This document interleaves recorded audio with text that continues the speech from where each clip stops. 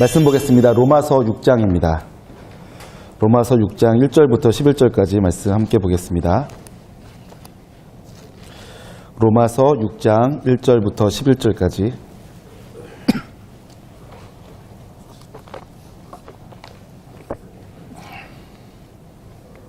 기록된 말씀을 저와 여러분이 한 절씩 소리가 울리는 것 같아요. 제 소리를 잘 예쁘게 만들어주세요. 로마서 6장 1절부터 11절까지 기록된 말씀을 저와 여러분이 한 절씩 교독으로 보고 마지막 절 합독하겠습니다. 그런즉 우리가 무슨 말을 하리요? 은혜를 더하게 하려고 죄에 거하겠느냐?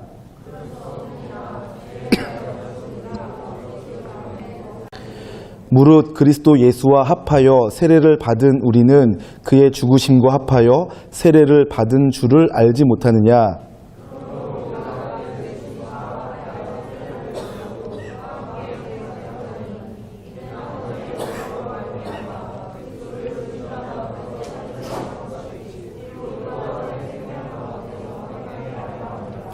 만일 우리가 그의 죽으심과 같은 모양으로 연합한 자가 되었으면 또한 그의 부활과 같은 모양으로 연합한 자도 되리라.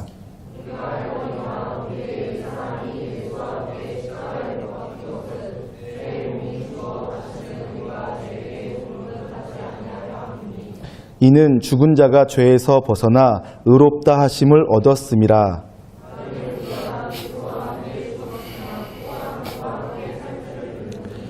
이는 그리스도께서 죽은 자 가운데서 살아나셨음에 다시 죽지 아니하시고 사망이 다시 그를 주장하지 못할 줄을 알미로라.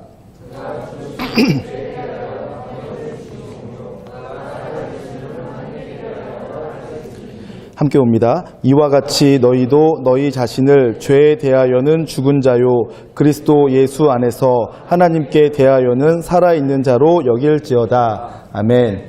네, 우선은 앞뒤 사람과 함께 인사하겠습니다. 눈을 마주치면서 주님의 이름으로 사랑합니다 라고 고백하시고요. 그리고 명절 잘 보냈는지 가볍게 안부를 물으며 교제합시다. 네, 우리가 그리스도 안에서 한 몸이니까 우리가 드리는 예배는 공동체적으로 함께 하나님께 예배 드리는 시간이니까 함께 잘 교제 나누고 함께 예배하도록 하겠습니다. 네, 여러분 오늘 본문 말씀을 중심으로 함께 말씀의 은혜를 나누고자 하는데요. 말씀의 제목은 그리스도와 연합한 것에 대한 믿음이에요. 내가 그리스도와 연합한 자라는 것을 믿고 살아야 된다라는 것이 제목인데 그런데 이 내용은 뭘 말하고 싶은 거냐 하면 이 제목과 이 본문 말씀을 중심으로 제가 나누고 싶은 주제는 어떻게 죄와 싸워서 이길 수 있는가입니다. 그리스도인들은 그리스도인이 된 다음부터는 죄와 상관없는 인생이 되었고 나의 모든 죄가 이미 예수 그리스도의 십자가로 해결되어진 인생인데 그럼에도 불구하고 우리는 아직 연약하여서 때로는 죄를 짓기도 하고 혹은 죄를 사랑하기도 하고 혹은 죄 속에 빠져서 헤어나오지 못할 때도 있단 말이죠. 물론 언젠가는 거룩한 성화의 단계를 거쳐서 영화의 길에 올라서겠지만 그 과정 속에 우리는 여전히 죄인으로 살고 있는데 어떻게 우리가 그리스도인으로서 죄를 이겨낼 수 있을까? 어떻게 죄짓지 않고 사는 것이 가능해지도록 할 것인가 하는 것을 나누려고 합니다. 오늘 본문에 보니까 사도 바울이 본문 1절에서 이렇게 말하고 있습니다. 그런즉 우리가 무슨 말을 하리요? 은혜를 더하게 하려고 죄에 거하겠느냐? 라고 질문하고 있죠. 이 내용은 5장에 있는 말씀 때문에 생겨진 내용이에요. 5장에 보니까 하나님께서 우리에게 은혜를 베풀어 주셨는데 죄가 많던 작던 하나님께서는 다 용서해 주신다라고 말씀하시는 거예요. 죄가 아무리 커도 하나님은 그 죄보다 더 큰 사랑을 갖고 계시기 때문에 무슨 죄를 졌든지 다 용서받을 수 있다라는 복음을 전했어요. 그런데 그러니까 사람들 중에 누군가가 이러한 궁금증을 갖게 되는 거죠. 죄가 아무리 커도 어차피 용서받는 건 똑같네? 라는 생각을 하게 되는 거예요. 그러면서 더 큰 죄를 저지른 사람이 똑같이 용서받으면 큰 죄가 용서받았으니까 더 큰 감격을 갖고 더 크게 기뻐할 거 아니겠어요? 그래서 사도 바울은 죄가 더한 곳에 은혜가 더했도다 라고 말씀하셨는데, 그것을 누군가가 꼭 삐뚤어서 보려고 하는 사람이 있어요. 그래서 이렇게 말하는 거죠. 그러면 내가 나중에 더 큰 은혜를 받기 위해서 죄를 더 많이 지면 되겠네? 라고 생각하는 사람이 있단 말이에요. 그래서 사도 바울이 그러면 너희가 은혜를 더 받으려고 죄를 더 크게 짓겠다고 말할 생각이냐? 아니, 그럴 수 없다. 은혜를 더 받으려고 죄를 더 짓는 것은 말도 안 되는 것이다 라면서 오늘 시작하고 있다는 얘기입니다. 다시 볼게요. 그런즉 우리가 무슨 말을 하리요? 은혜를 더하게 하려고 죄에 거하겠느냐? 그러니까 은혜를 받으려고 여전히 계속 죄 속에 머물러 살겠느냐? 이러한 질문을 한 거죠. 거기에 대한 사도 바울의 대답은 아주 간단합니다. 아니, 안 된다라는 거죠. 2절, 그럴 수 없느니라 라고 되어 있죠. 자, 그래서 오늘은 우리가 그리스도인이 된 다음에, 이미 은혜를 경험한 다음에 여전히 우리는 죄가 남아있고 죄 짓고 있지만 죄 지어도 된다라고 생각하고 살면 안 돼요. 이제부터는 죄를 지을 수밖에 없는 연약함이 내게 있으나 죄로부터 내가 벗어난 인생, 죄를 뛰어넘는 인생이 되어야 되는데, 그것이 어떻게 가능해지는가 하는 것을 오늘 본문을 통해서 살펴보려고 합니다. 먼저 저와 여러분이 이 죄의 문제, 죄를 이기는 방법에 대해서 우리가 함께 나누려고 한다면 죄가 무엇인가부터를 알아야 됩니다. 여러분, 죄는 무엇일까요? 죄란 무엇이라고 생각하십니까? 저희 교회에서 성경 공부를 하면, 청년부에서 성경 공부를 하면 생명의 삶이라는 과정을 공부할 텐데, 거기에서 죄를 3가지로 말합니다. 첫 번째가 하나님께서 원치 않는 삶을 살아가는 것이 죄예요. 그리고 사실은 두 번째와 세 번째는 그 첫 번째를 풀어놓은 건데, 두 번째는 해야 할 일을 하지 않는 것이 죄고, 세 번째는 하지 말아야 할 일을 하는 것입니다. 그것이 죄라고 말해주고 있는 것이죠. 그래서 죄란 무엇인가? 하나님께서 원치 않는 것을 하는 것이 죄예요. 여러분, 죄라는 단어 헬라어로는 하마르티아라고 하는데, 하마르티아라는 단어는 관역을 벗어난 화살을 말합니다. 그러니까 활 쏘는 사람이 활을 쏘았어요. 그 쏠 때에는 맞추고 싶은 목표물이 있죠. 그래서 관역이 있단 말이에요. 그런데 화살이 관역을 딱 맞춰야지 되는데 관역을 맞추지 않고 이게 잘못 튕겨져 나가서 다른 곳에 간 거예요. 그것을 하마르티아라고 하는데, 그것이 바로 죄예요. 하나님께서 우리를 만드시고 이 땅에 보내실 때에는 우리에게 기대하시는 것이 있었어요. 자주 말하는 것처럼 컵을 만들 때에는 물 떠먹기 위해서 만든 거죠. 무슨 물건을 만들 때에는 만든 사람의 의도와 목적이 있단 말이에요. 하나님께서 우리를 만드실 때에는 우리를 만드신 의도와 목적이 있으셨어요. 그리고 우리에게 원하시고 기대하시는 것이 있단 말이에요. 그것이 무엇인지를 알고 그 하나님께서 목표하셨던 것, 하나님께서 우리에게 원하시는 대로 살아가면 우리는 관역을 맞춘 게 되는 거죠. 목적에 합당하게 살아가는 것이죠. 그런데 만약 내가 그렇게 살지 못한다면, 하나님께서 우리를 창조하신 창조의 목적에 합당하지 못하게 산다면, 하나님께서 내게 원하시는 삶을 내가 살아내지 못한다면, 내가 관역에서 벗어나 엉뚱한 길로 간다면 그것이 바로 죄가 된단 말이에요. 그러면 엉뚱한 길로 가는 것은 무엇이겠습니까? 아까 말한 것처럼 두 번째와 세 번째 내용인데, 하나님께서 우리에게 하지 말라고 하신 것이 있어요. 이것들은 하지 말아라 하신 것이 있는데, 그런데 우리가 하지 말라는 것을 하면 그것은 죄죠. 선악과를 따먹지 말아라, 먹으면 정령 죽는다 했는데 따먹으면 어떻게 되는 것이죠? 죄를 짓는 거예요. 하나님께서 하지 말아라 라는 것은 하지 말아야 돼요. 네 자녀를 노엽게 하지 말아라, 그럼 노엽게 하지 말아야 돼요. 자녀를 노엽게 해, 그럼 그것이 죄가 된단 말이에요. 하지 말라는 것은 하지 않는 것이 죄 짓지 않는 거죠. 두 번째로, 반대로는 하나님께서 우리에게 하라고 하신 것이 있어요. 하라고 하신 것이 있으면 어떻게 되죠? 해야 되는 거예요. 사랑해라, 용서해라, 예배해라. 그럼 예배해야 돼요. 사랑해야 돼요. 용서해야 돼요. 근데 하지 않으면 죄란 얘기예요.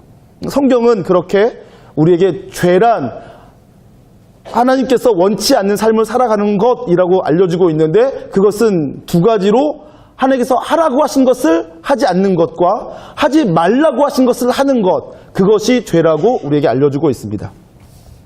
여러분, 그런데 그러면 사람이 죄짓지 않고 정말 하나님께서 원하시는 대로 살고 하지 말라는 것은 하지 말고 하라는 것은 하며 살면 좋을 텐데, 그런데 사람들은 왜 죄 지으며 살까요? 왜 하지 말라는 것은 하고 하라는 것은 하기 싫어하고 안 할까요? 그것은 왜냐하면 그렇게 살기 싫으니까 그런 거죠. 하나님께서 원하는 대로 살아가는 것이 싫어요. 그리고 누가 원하는 대로 살고 싶을까요? 내가 원하는 대로 살고 싶다고요. 내가 먹고 싶으면 내가 먹고 싶은 거 내가 먹고, 내가 자고 싶으면 자고 싶은 시간에 아무 데나 뒹굴면서 자고 싶은데, 하나님께서 정해놓은 방법대로 살아가는 것이 내 마음에 안 든다 이거예요. 하나님께서 정해놓으신 방법들이 있는데 하라는 것도 있고 하지 말라는 것도 있는데, 그 중에 예를 들어 100가지면 100가지 중에 한두 가지는 내가 지켜도 손해보는 것 같지 않고 지켜도 내가 별로 힘들지 않은 것 같으니까 할 수 있겠는데, 그 중에서 뭐 20몇 가지는 하고 싶지도 않고 하면 손해보는 것 같고 그러니까 하기 싫단 말이에요. 그러면서 어떻게 산다는 거예요? 내가 하고 싶은 대로, 하고 싶은 것은 하고 하기 싫은 것은 하지 않고 내 마음대로 살겠다. 그것이 사람의 마음인 거죠. 왜 그렇습니까? 내 인생의 주인은 나니까. 나는 내 마음대로 살고 싶으니까. 나는 내 욕구대로 살고 싶으니까. 내가 살아있으니까 그런 것입니다. 내가 살아있는 사람, 내 삶의 주인이 나라고 생각하는 사람은 내가 하고 싶은 대로 살아요. 내 마음대로 살죠. 그래서 하나님께서 원하시는 대로 살아가는 것, 하나님께서 하지 말라고 하신 것을 하지 않고 하라고 하신 것을 하는 것이 힘들게 느껴지는 거예요. 그래서 사람들은 죄를 짓게 되어 있습니다. 그러면 어떻게 될까요? 무엇이 문제죠? 죄는, 죄의 싹은 사망이라고 알려주고 있고, 죄는 결국 사람에게 파멸과 고통과 사망을 가져다 준다고 하고 있는데, 나는 내가 하고 싶은 대로 살고 싶어. 그런데 하나님은 하나님께서 원하시는 대로 살라고 말씀하셔. 이 차이를 우리가 어떻게 메꿀 수 있을까요? 사람은 자기 마음대로, 자기 하고 싶은 대로 내가 내 삶의 주인 되어서 살고 싶은데, 그러면 왜 안 되는가? 왜 내가 내 마음대로 살아가는 것이 죄가 되고 그것이 결국 고통과 파멸을 가져다 주고 결국 나를 사망으로 이끌어가는가? 그것을 일단은 또 짚어보고 갈게요. 죄를 짓는 것이 왜 문제가 되는가? 내 마음대로 살아가는 것이 왜 문제가 되는가? 첫 번째 이유는 내가 내 마음대로, 하나님의 뜻대로가 아니라 내 마음대로 살아가는 것이 왜 문제인가? 첫 번째는 자기 마음대로 살고자 하는 그 사람이 사실은 미련하기 때문에 그렇습니다. 어리석기 때문에 그렇죠. 미련한 사람, 어리석은 사람이란 어떤 사람입니까? 자기가 지금 무슨 길로 가야 되는지를 알지 못하는 사람이에요.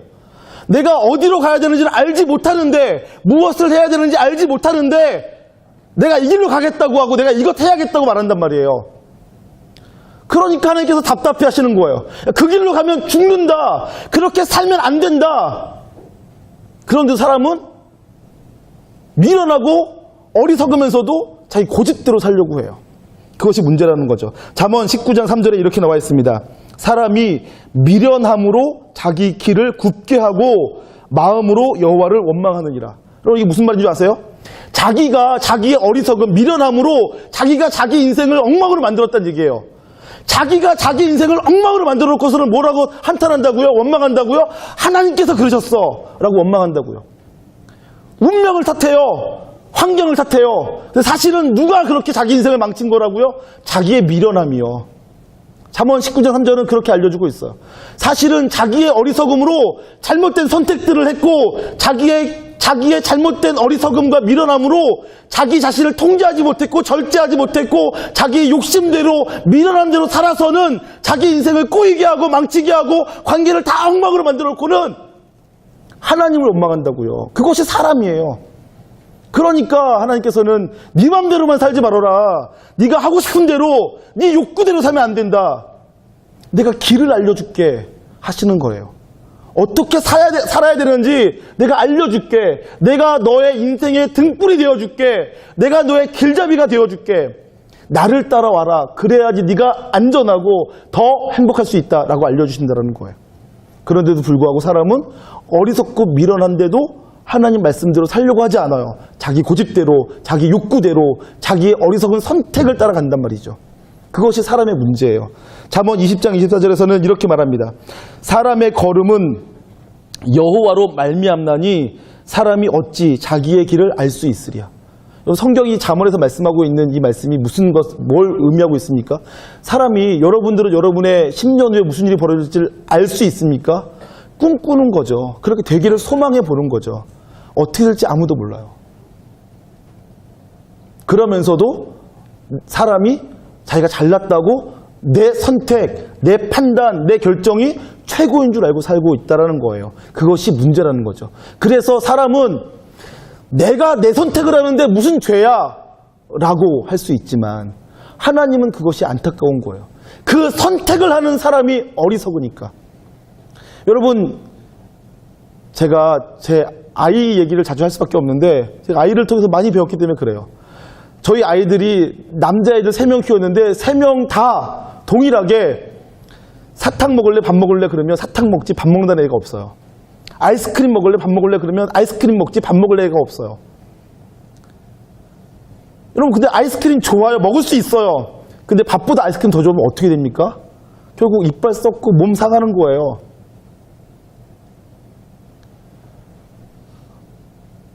똑같이 우리들도 우리 마음대로 선택하라고 한다면 당장 눈앞에 있는 이익, 당장 눈앞에 있는 쾌락, 당장 눈앞에 있는 즐거움만 쫓다가 정말로 내 삶에 영향가 있고 꼭 해야만 되는 것들을 하지 못한 채 지나가게 된다고요. 그래서 하나님께서는 우리에게 너의 욕구, 너의 감정, 너의 지혜, 너의 경험만으로 판단하지 말고 우리와는 생각의 차원이 다르신 하나님의 지도를 받고 살아라. 이렇게 말씀해 주신다는 것입니다. 이사야서 55장 8절과 9절에 이렇게 나와 있죠. 이는 내 생각은 너의 생각과 다르다. 하늘이 땅보다 높음 같이 내 생각이 너희 생각보다 높다. 이렇게 말씀해 주신다고요. 그러므로 저와 여러분이 내 방식대로, 내 고집대로, 내 생각대로 살아가는 것이 무슨 죄가 되냐? 왜 그게 나를 고통과 파멸로 이끌고 결국은 사망으로 이끄느냐? 이렇게 물으신다면 나는 아직 정확하게 선과 의와 행복을 향해 선택할 능력이 없기 때문이다. 이렇게 이해하시면 됩니다. 나는 아직 어리석다. 아직 어리석기 때문에, 아직 어린 아이와 같기 때문에 나 혼자에게 내 인생의 모든 선택권을 맡겨놓으면 나는 잘못된 길로 갈 확률이 무척 높다. 그러면 나는 어리석은 내가 할 수 있는 최선의 선택인 지혜로우신 하나님께 여쭙고 하나님과 함께 살겠다 하시는 저와 여러분 되시기를 소망합니다.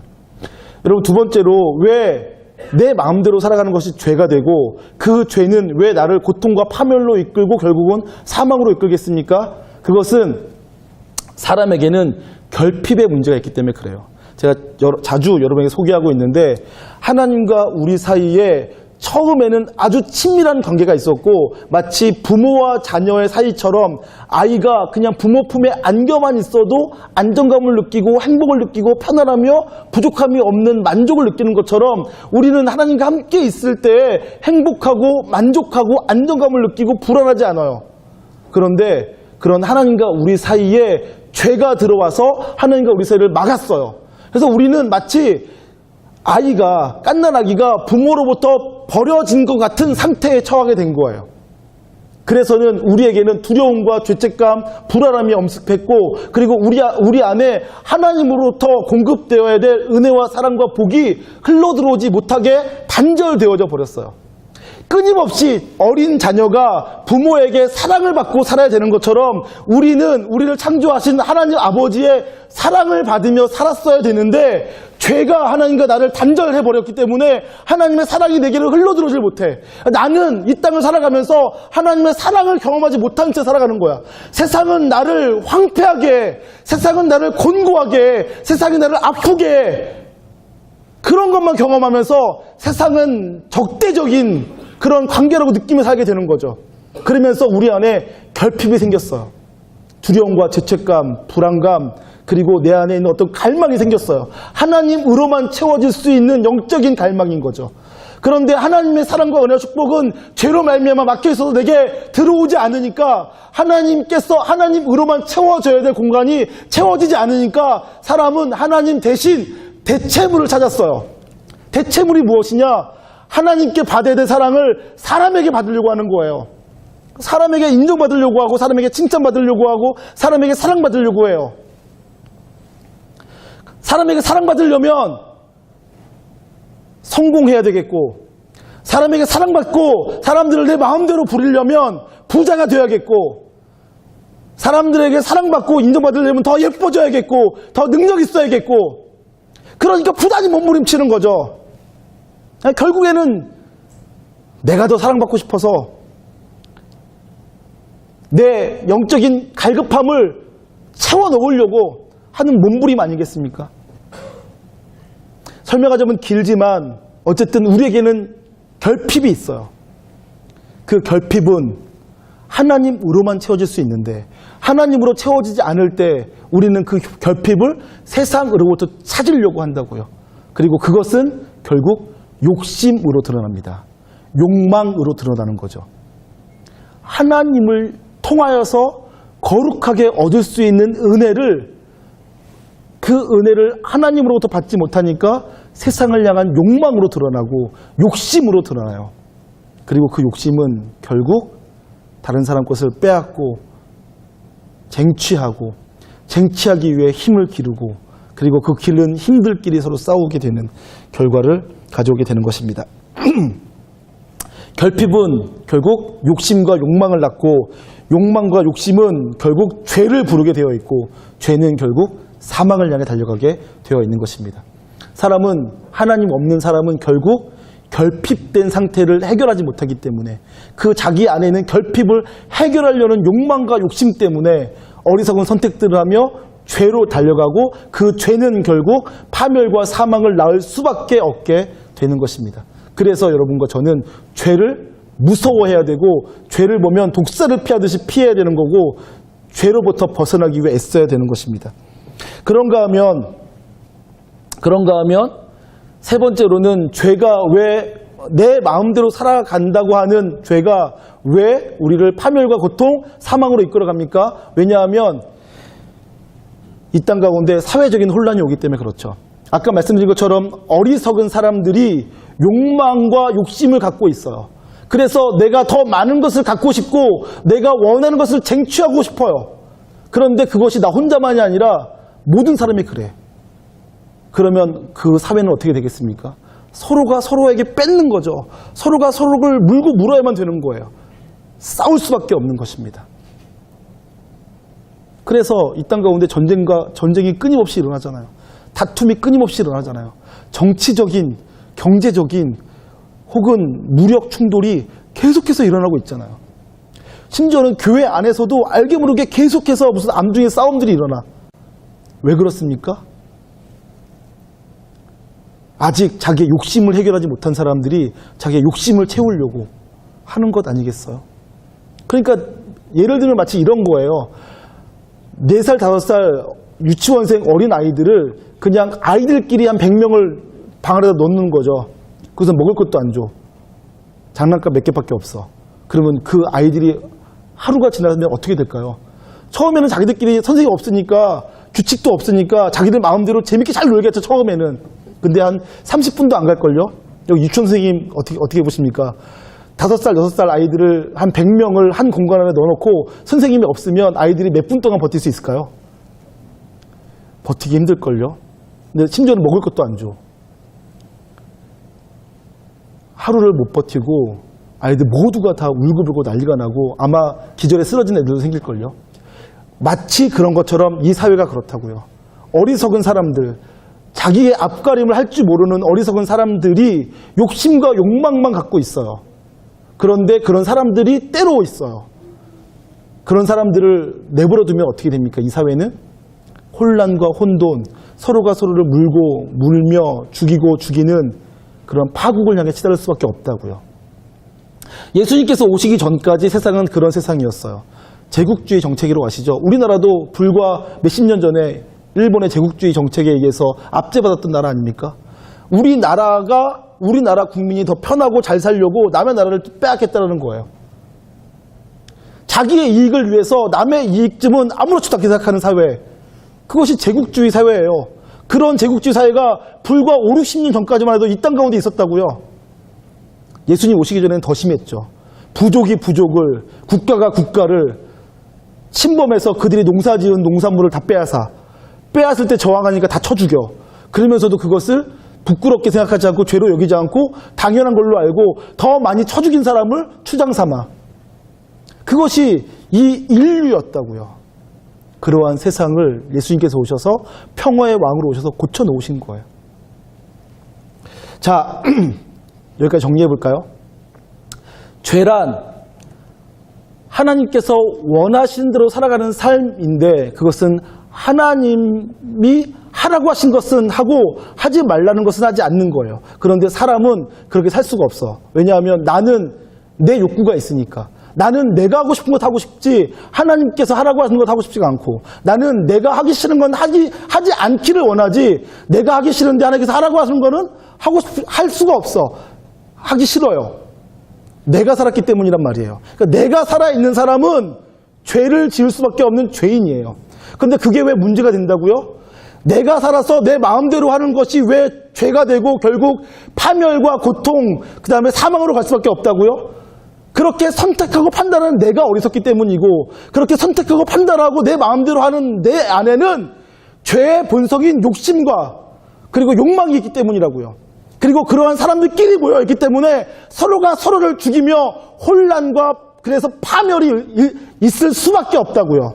그것이 우리가 죄를 해결해야만 되는 이유예요.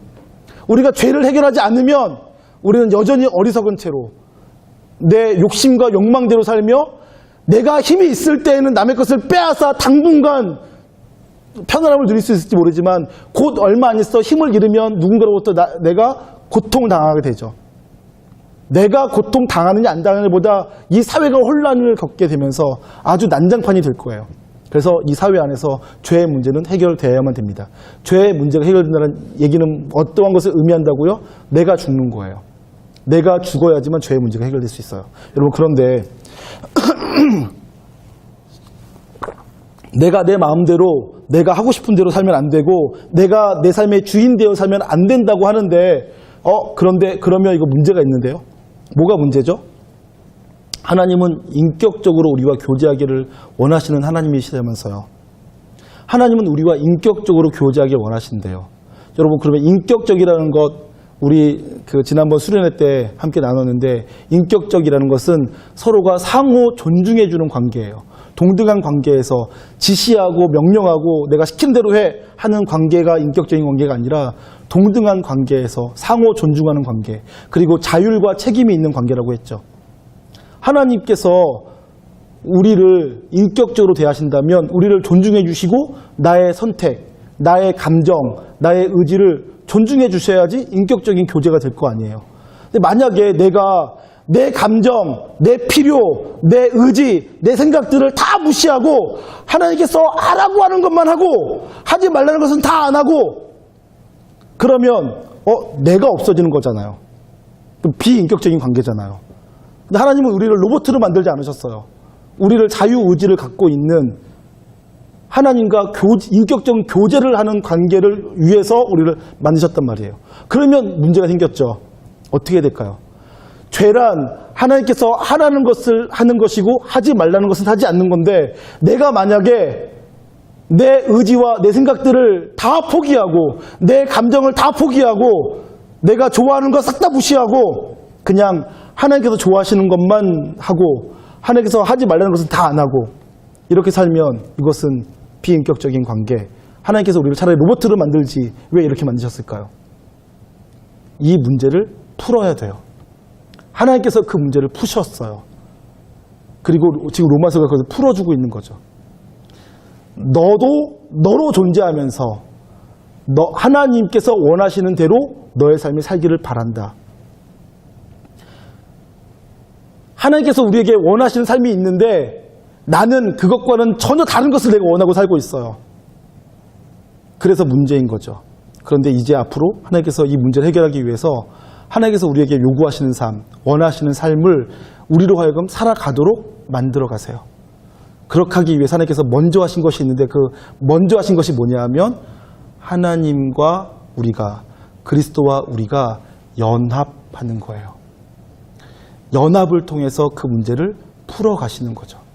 그래서 연합의 교리가 아주 중요합니다. 오늘 본 말씀이 너무너무 중요하고 성경에서는 그래서 하나님과 우리가 한 몸, 한 마음, 한 뜻 되는 것에 대해서 그리스도와 연합하는 것에 대해서 우리가 함께 예수 그리스도를 머리로 한 교회가 되는 것에 대해서 그렇게 강조하며 알려주고 있는 것입니다. 연합해야지 우리가 바뀔 수 있기 때문에 그렇습니다.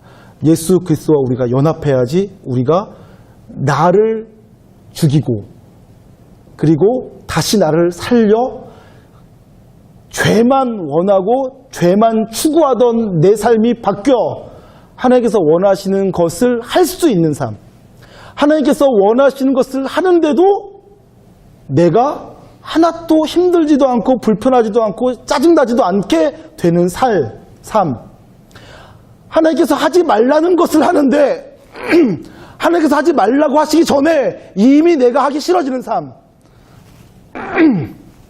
그러한 삶이 될 수 있는 방법은 하나님과 연합하는 방법밖에 없다고요. 자, 그래서 말씀을 통해 살펴보겠습니다. 다시 6장 1절과 2절. 그런즉 우리가 무슨 말을 하리요? 은혜를 더하게 하려고 죄에 거하겠느냐? 그럴 수 없느니라. 그럴 수 없대죠. 죄에 대하여 죽은 우리가 어찌 그 가운데 더 살리요? 우린 죄에 대해서 죽었대요. 자, 그래서 2절 하반부부터 10절까지는 계속 그 내용을 얘기하고 있어요. 어떻게 죄를 이길 수 있는지, 어떻게 우리가 죄에 대해서 죽고, 어떻게 우리가 죄와 상관없는 인생을 살 수 있는지. 그런데 그 내용을 10절과 11절이 요약해주고 있으니까 그 요약을 먼저 본 다음에 원리를 살펴볼게요. 10절, 6장 10절. 그가 죽으심은, 그는 예수님이겠죠. 예수님께서 죽으심은 죄에 대하여 단번에 죽으심이요 그가 살아계심은 하나님께 대하여 살아계심이니. 자, 여기까지. 예수님께서 죽으셨죠. 언제 죽으셨죠? 십자가에 달려서 우리를 대속하셔서 죽으셨죠. 그리고 예수님께서 부활하셨죠. 죽으신 지 며칠 만에 부활하셨죠? 3일 만에 부활하셨어요. 자, 예수님은 지금 죽어 계신가요? 살아 계신가요? 살아 계시죠. 그럼 죽지 않으셨나요? 죽으셨었죠. 여러분, 예수님은 죽으셨어요. 죽으셨다가 하나님께서 예수 그리스도를 살려 부활하셔서 하나님의 아들임을 증명하셨고 지금은 하나님 우편에 앉아 계시면서 이 땅을 하나님과 함께 통치하시고 중보하고 계세요. 예수님은 죽으신 분이시고 다시 살아나신 분이세요. 근데 그것을 성경에서 뭐라고 말하냐면 예수님께서 죽으심으로 무엇을 이루셨어요? 죄에 대해서 단번에 끊어버리신 거예요. 그리고 예수께서 부활하시면서 이제는 죄와 상관없는 하나님께 대하여서 살아계신 분이 된 것이죠. 우선 예수님은 그러세요. 예수님은 이 땅에 인간의 몸을 입고 찾아오셨으나 인간의 몸을 입고 찾아오셨으니 그는 누구의 후손입니까? 아담의 후손이죠. 그런데 아담의 후손으로서 그 모든 죄와 관계되어 있던 모든 것을 다 끊어버리셨어요. 어떻게 끊을 수 있죠? 죽음으로 끊은 거예요. 죽으면 다 끝나는 거예요. 그래서 성경에는 결혼한 부부는 이혼하면 안 돼요. 왜요? 한 몸이니까. 하나님께서 한 몸 되게 하신 것을 나눌 수가 없어요. 심지어는 이혼한 부부가 부득이하게 이혼했으면 재혼도 하지 말래요. 재혼하면 안 돼요. 성경대로라면. 왜요? 아직 그 남자와 묶여 있으니까. 영으로 묶여 있기 때문에 그러면 한꺼번에 두 남자랑 만나는 거야. 이혼했어도. 그런데 재혼할 수 있는 방법이 있어요. 언제 재혼할 수 있느냐? 전 남편이 죽으면. 남편이 죽으면 재혼할 수 있어요. 끊어지니까. 죽으면 다 끊어지는 거예요. 예수님께서 아담의 후손으로 오셔서 세상과 연결되어 있던 것을 죽으심으로 다 끊어버리셨어요. 그리고 다시 부활하실 때에는 하나님께 대하여서 부활하신 거죠. 예수님께서 그렇게 하셨어요. 자, 그런데 그렇게 해서 이와 같이 10절에 그렇게 나와 있다는 얘기죠. 그가 죽으심은 죄에 대하여 단번에 죽으심이요. 그가 살아계심은 하나님께 대하여 살아계심이니. 자, 11절. 이와 같이 너희도, 예수님께서 그렇게 죄에 대해서 단번에 죽으시고 하나님께 대해서는 살아계신 것처럼 이와 같이 너희도 너희 자신을 죄에 대하여는 죽은 자요 그리스도 예수 안에서 하나님께 대하여는 살아있는 자로 여길지어다. 이렇게 말하고 있다고요. 우리도 그래서 죄에 대해서는 단번에 죽은 자, 그리고 하나님께 대해서는 살아있는 자로 여기라는 거예요. 그렇게 믿고 살라는 거죠. 그러면서 지금 6장 2절부터 10절까지를 쭉 설명하는데 그 설명한 내용은 다 한마디로 말하면, 왜냐하면 너와 그리스도는 믿음으로 말미암아 한 몸이 되었기 때문에 그렇다. 연합되었기 때문이다. 이렇게 알려주고 있습니다. 여러분 3절 보세요. 3절과 4절에는 합하여 함께라는 단어가 등장하고 있어요. 무릇 그리스도 예수와 합하여 세례를 받은 우리는 그의 죽으심과 합하여 세례를 받은 줄을 알지 못하느냐. 그러므로 우리가 그의 죽으심과 합하여 세례를 받음으로 그와 함께 장사되었나니 이는 아버지의 영광으로 말미암아 그리스도를 죽은 자 가운데서 살리신과 같이 우리도 또한 새 생명 가운데서 행하게 하려 함이라. 우리가 그리스도와 함께 합하여 세례를 받았다는 얘기예요. 한 몸이 되었어요. 우리가 예수님을 믿는다는 것은 그것을 포함해요. 그리스도와 내가 영적으로 하나가 되었다는 것을. 또한 5절과 5절에서는 연합이라는 단어가 등장하죠. 5절. 만일 우리가 그의 죽으심과 같은 모양으로 연합한 자가 되었으면 또한 그의 부활과 같은 모양으로 연합한 자도 되리라. 우리가 그리스도와 연합했다고요. 6절, 7절, 8절에서는 함께라는 단어가 등장합니다. 우리가 알거니와 우리의 옛사람이 예수와 함께 십자가에 못 박힌 것은 죄의 몸이 죽어 다시는 우리가 죄에게 종로릇 하지 아니하려 함이니 이는 죽은 자가 죄에서 벗어나 의롭다 하심을 얻었습니다. 만일 우리가 그리스도와 함께 죽었으면 또한 그와 함께 살 줄을 믿노니. 자, 그래서 여기 6장 3절부터 9절까지는 합하여, 함께, 연합, 이러한 단어들이 등장하고 있어요.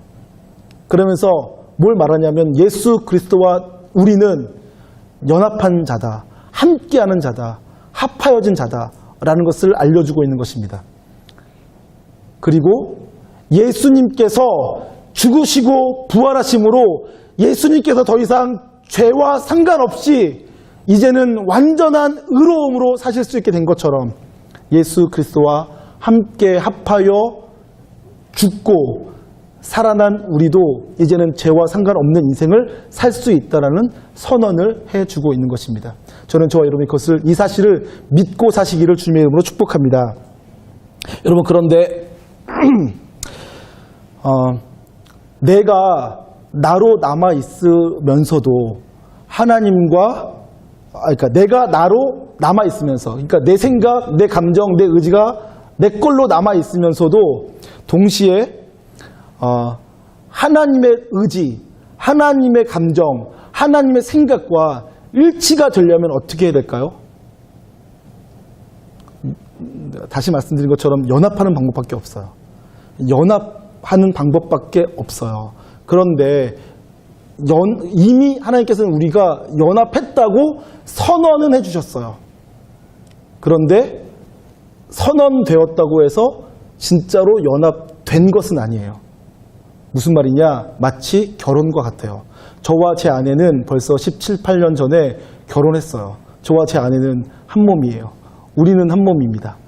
그런데 우리가 서로 부부고 그래서 성경대로 한 몸이라고 해서 정말로 제 아내와 제 생각이 똑같을까요?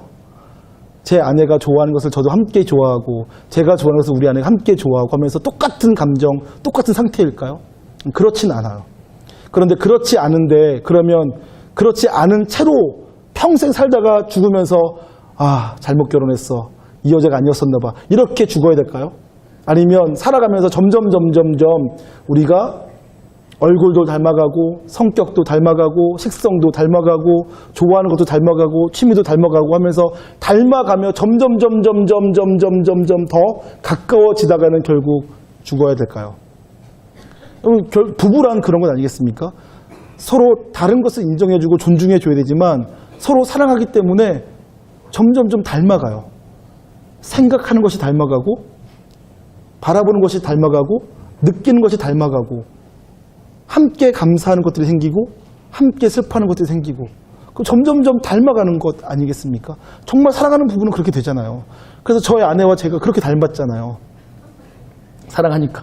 인정 안 하는 분위기인데. 자, 하나님과 우리가 예수 그리스도를 믿을 때 연합되었어요. 우리가 세례받을 때 여기 성경에 의하면 우리가 세례받을 때 하나님과 합하여서 세례를 받은 거예요. 다시 말하면 결혼식 했단 말이에요. 그래서 이제 하나님과 우리는 한 몸이에요. 그런데 한 몸이면 이제 어떻게 됩니까? 하나님과 내가 자꾸 맞춰가야 돼요. 맞춰가야 돼요. 하나님께서 우리에게 일방적으로 네 감정 쓰레기에 갖다 버려. 네 생각 쓰레기에 갖다 버려. 이렇게 하지 않으세요. 우리 생각, 우리 감정 존중해 주세요. 그러면서 하나님께서 하나님의 감정을 우리에게 비춰주세요. 그러니까 살짝 엿보게 하신단 말이에요. 하나님의 의지를 우리에게 살짝 알려주세요. 그러면 우리가 그것에 대해서 반응해요. 어떻게 반응합니까? 좋아하기도 하고 싫어하기도 하고. 좋아하면 어떻게 됩니까? 함께 해보겠죠. 하나님께서 원하시는 대로. 싫어하면 어떻게 합니까? 회피하겠죠. 도망치고. 그러면서 하나님과 우리가 조금씩 가까워져 가는 거예요. 그것이 우리가 하나님을 경험하는 삶입니다. 하나님과 함께하는 삶이죠. 그렇게 우리가 지금은 그래서 예수님 믿었지만 아직은 하나님과 우리가 한 몸이라고 하는데 한 몸이 아니야. 공식적으로는 한 몸이야. 그런데 아직은 하나님의 뜻과 내 뜻이 똑같지가 않아. 때로는 하나님께서 하라고 하는 것이 내게 힘들게 느껴져. 때로는 하나님께서 원하시는 것이 내게는 나는 원치 않는 경우도 있어. 그런데 그럴 때마다 내가 내 감정을 하나님께 알려드리고 또 하나님께서는 어떠한 마음이신지를 내게 알려주시고 하면서 교제를 하면서 조금씩 가까워져 가는 거죠. 그러다 나중에는 어떻게 돼요? 하나님께서 기뻐하시는 것이 내 기쁨이야. 내 감정과 하나님의 감정이 다르지 않게 되어지는 그러한 좋은 관계 속에 이르게 된다고요. 그것을 기계적으로 억지로 하는 것이 아니라 인격적으로 해가는 거예요. 그래서 이렇게 우리가 긴 시간들을 살아가는 거예요. 예수 믿자마자 곧바로 그냥 자판기에 동전 넣고선 뚝 누르면 커피가 딱 나오는 것처럼 그냥 우리를 딱 바꾸시면 좋은데 그게 딱 바꾸면 하나님과 우리가 교제하는 게 아니잖아요. 하나님과 우리가 친밀한 관계 속에 있는 게 아니잖아요. 하나님께서 우리를 무시하는 거잖아요. 그냥 확 바꿔버리면. 그냥 내 머릿속에 들어와서 나를 확 휘집어서 무슨 칩 하나 딱 꽂으면 바뀌는 것처럼 내 감정에다가 뭐 전기 충격기 한번 딱 대면 내 감정이 딱 바뀌어가지고 미운 감정, 슬픈 감정, 싫은 감정 다 없어지고 그러면 얼마나 좋겠냐마는 그렇게 하면 안 된다고요. 하나님은 우리를 그렇게 다루질 않으세요. 인격적으로 다루신다고요. 그래서 아주 천천히 나는 너의 아빠고 나는 너의 하나님이고 너는 내 자녀고 너는 내 백성이야. 너와 나는 신랑 너는 신부야. 너와 나는 결혼했어. 우리는 한 몸이야. 그럼 이제 우리 앞으로 잘 맞춰가 보자 하면서 우리랑 교제하며 함께 가까워져 가고 있다고요. 저와 여러분 그러한 과정 속에 있는 것입니다. 그런데 그러면서 우리가 요것 한 가지를 반드시 기억해야 되기 때문에 성경이 우리에게 이렇게 말합니다. 내가 하나님과 한 몸이라는 것을 믿어야 돼요. 내가 그리스도와 한 몸이라는 것을 믿지 않으면, 다시 말해서 내가 그리스도와 결혼한 사이라는 것을 믿지 않으면 가까워질 필요도 없고 가까워지려고 노력하지도 않죠. 하나님과 나는 결혼한 사이예요. 그것을 믿어야 돼요. 그래서 성경은 우리에게 뭐라고 말하고 있냐면 너희가 그리스도와 연합한 자라고 여길지어다. 이렇게 나와 있죠. 11절 보겠습니다. 이와 같이 너희도 너희 자신을 죄에 대하여는 죽은 자요 그리스도 예수 안에서 하나님께 대하여는 살아있는 자로 여길지어다. 여러분, 여길지어다라는 말이 무슨 뜻입니까? 그렇게 믿고 살아가라는 거예요. 잘 안 돼도 그렇게 여기라는 거예요. 죄 짓고 싶은 마음이 들면, 하여튼 원치 않는 것을 하고 싶은 마음이 들면, 내가 하고 싶은 대로 살고 싶은 마음이 들면, 아, 나는 예수님과 연합한 자고 그래서 죄에 대해서는 죽은 자지 라고 생각하면서 한 번쯤 죄를 밀쳐내 보는 거예요. 내가 하기 싫은데 하나님께서 하라고 하시는 것이 있으면, 아, 나는 하나님께 대해서는 살아있는 자지, 나는 예배를 기뻐해야 되는 사람이었구나 하고서는 한 번쯤 예배 속에 폭 빠져보는 거죠. 했더니 잘 안 되면 한 달 후에 다시 한번 해보고, 한 달 후에 다시 했는데도 안 되면 한 1년 후에 다시 한번 해보고, 이렇게 하면서 여기고 살아가야 된다고요. 그렇게 믿고 살아가야 된다고요. 성경은 우리에게 그것을 알려주고 있습니다. 그러면서 12절부터 다시 그 삶이 어떻게 더 펼쳐지는지를 더 자세히 설명하고 있는데, 그것은 다음 주에 또 나누기로 하고, 오늘은 여기까지. 죄가 무엇인지, 그리고 죄가 결국은 내 마음대로 살아가는 것이 죄인데, 내 마음대로 살아가는 것은 분명히 죄고, 그렇게 내 마음대로 살아가는 죄를 저지르면 나는 파멸과 고통, 사망으로 갈 수밖에 없는데, 그런데 내가 내 마음대로 살지 않는 것을 하나님은 원치 않으셔. 나는 나로 남아 있어야 돼. 내가 사라지는 것을 하나님께서 원치 않으신다고요. 그런데도 내 마음과 하나님의 마음이 어떻게 일치될 수 있을까? 그것은 연합으로만 가능해요. 그래서 우리는 나는 하나님과 연합한 자로 여기며 사셔야 돼요. 내가 그리스도와 연합한 자라는 사실에 대한 믿음을 갖고 사셔야 돼요. 그래야지 내가 죄에 대해서 밀쳐날 힘이 생기고 하나님께 대해서 달려갈 힘이 생기는 거예요. 이유가 생기는 거죠. 자, 저와 여러분이 그렇게 사시는 복된 하나님의 자녀 되시길 소망합니다. 그리고 다음 주에 더 조금 더 한 발짝 나아가서 죄에 대한 문제를 다뤄보도록 하겠습니다. 함께 찬양하죠.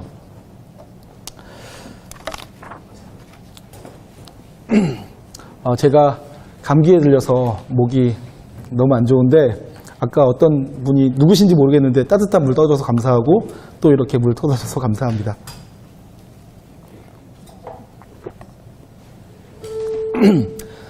오래된 찬양이에요. 제가 중학교 때도 불렀었으니까 더 오래된 찬양 같아요. 성경 말씀 그대로인 찬양, 70년대 풍의 찬양이죠. 여러분에게는 어울리지 않을 수 있는데, 근데 가사가 너무 좋아서 70년대부터 불러져서 지금까지도 불려지는 찬양입니다. 모르시는 분은 배워가면서 함께 부를게요.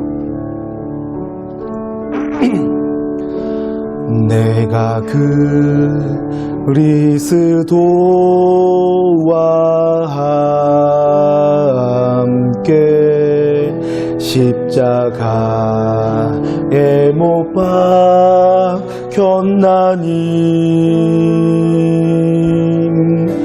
그런즉 이제 내가 산 것 아니요 오직 내 안에 예수께서 사신 것이라. 이제 내가 사는 것은, 이제 내가 육체 가운데 사는 것은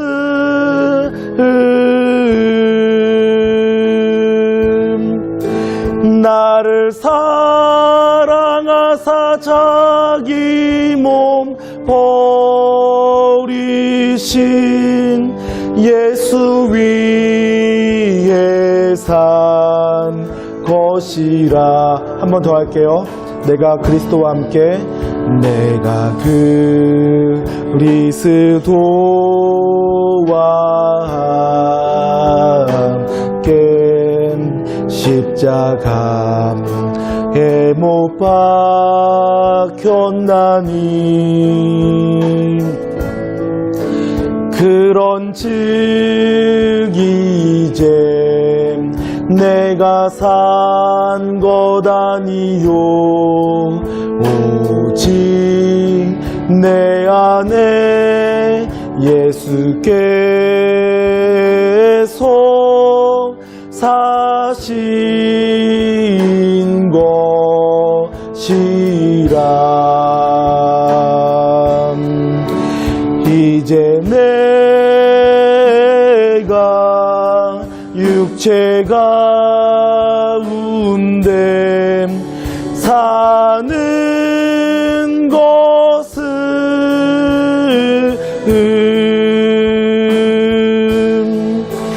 나를 사랑하사 자기 몸 버리신 예수 위에 산 것이라. 내가 믿는 분 예수, 내가 속한 분 예수, 삶의 이유 되시네. 내 노래 돼. 내가 믿는 분, 내가 믿는 분 예수, 내가 속한 분 예수, 삶의 이유 되시네. 내가 믿는 분 예수, 내가 믿는 분 예수, 내가 속한 분 예수, 삶의 이유 되시네. 내 노래 되시네. 전심으로. 여러분 1, 2분간 기도하겠습니다. 우리는 예수 그리스도로 말미암아서 죄에 대해서는 단번에 죽은 사람들이고 이제 우리가 살고 있는 것은 하나님께 대해서 살고 있는 사람들입니다. 그럼에도 불구하고 나는 여전히 내가 하고 싶은 것들이 너무 많고 내가 또 하기 싫은 것도 너무 많아요. 그런데 그러한 삶을 당연하게 여기지 말고 나는 그리스도와 한 몸 된 사람이 있구나. 나는 그리스도와 조금씩 닮아가야만 되는 사람이구나. 내가 그리스도와 함께 죄에 대해서는 죽은 사람이고 하나님께 대해서는 산자로 여기며 살기를 원합니다. 그렇게 죄를 조금씩 밀어내고 하나님을 향해서는 조금씩 더 발돋움하며 달려가는 인생이 되게 해주십시오. 이 시간 그렇게 한번 기도하며 내가 그리스도 안에 살겠습니다. 기도하는 시간 갖겠습니다. 함께 기도합니다.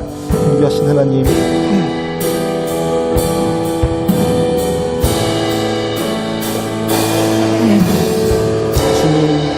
주님 우리로 하여금 믿음을 가지고 살게 하시고 이기는 인생이 될 수 있게 하여 주시옵소서. 존귀하신 하나님 아버지, 존귀하신 하나님 아버지, 존귀하신 하나님 아버지, 믿음 없는 인생 될 수 있게 하여 주시옵소서. 인생 될 수 있게 하여 주시옵소서. 주님